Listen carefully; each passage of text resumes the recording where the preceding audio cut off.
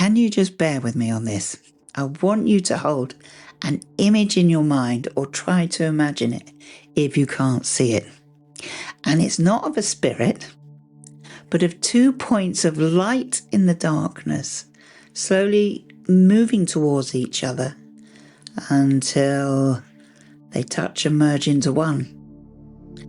And where they merge is the junction point.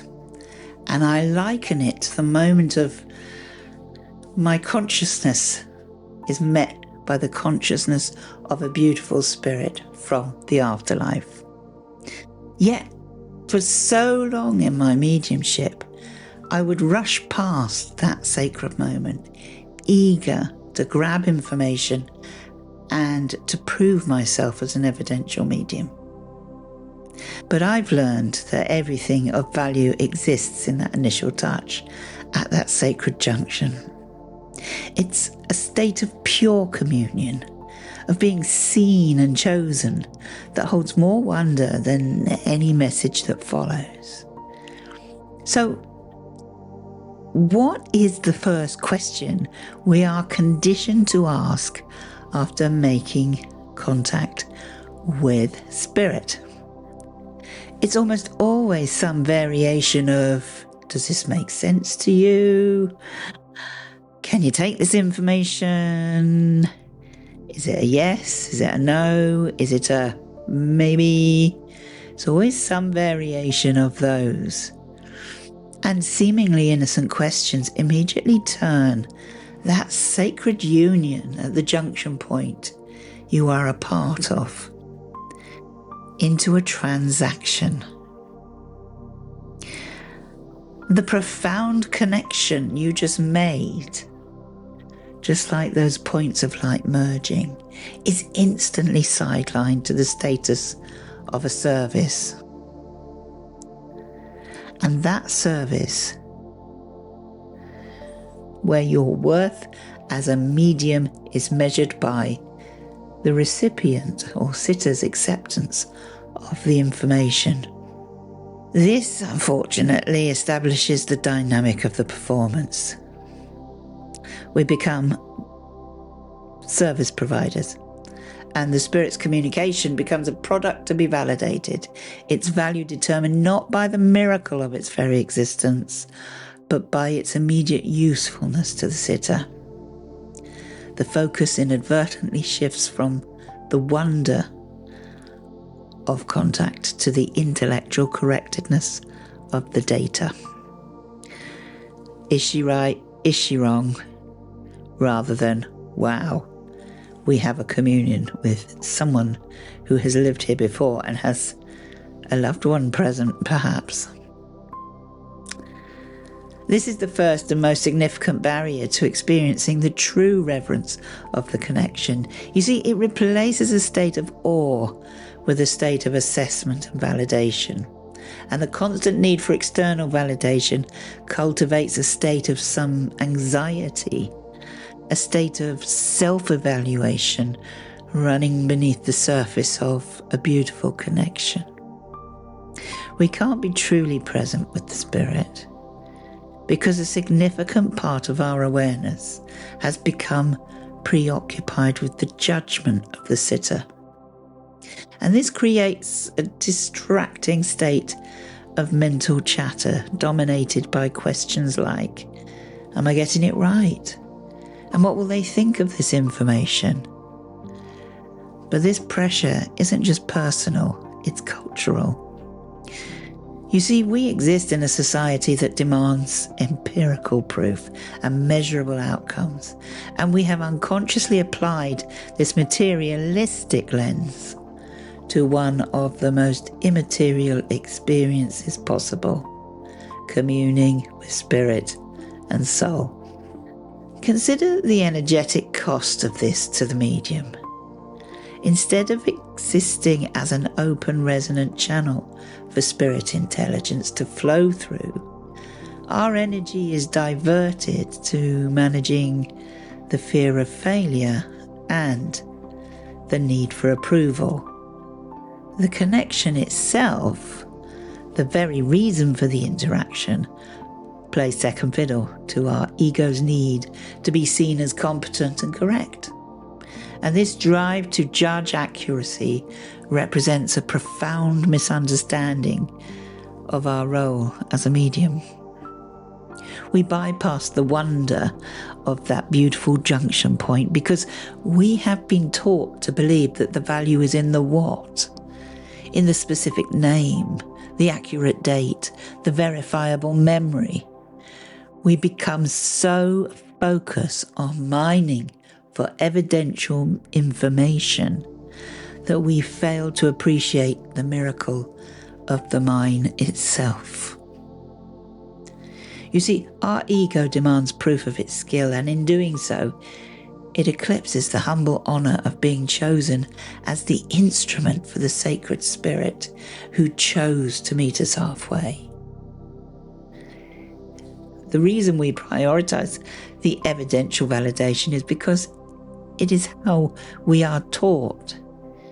It has become the expectation, and also that it offers a tangible, immediate reward for the ego. Now, in the face of profound vulnerability of meeting with the unknown at the sacred junction point, getting a yes instead instills a sense of certainty and control.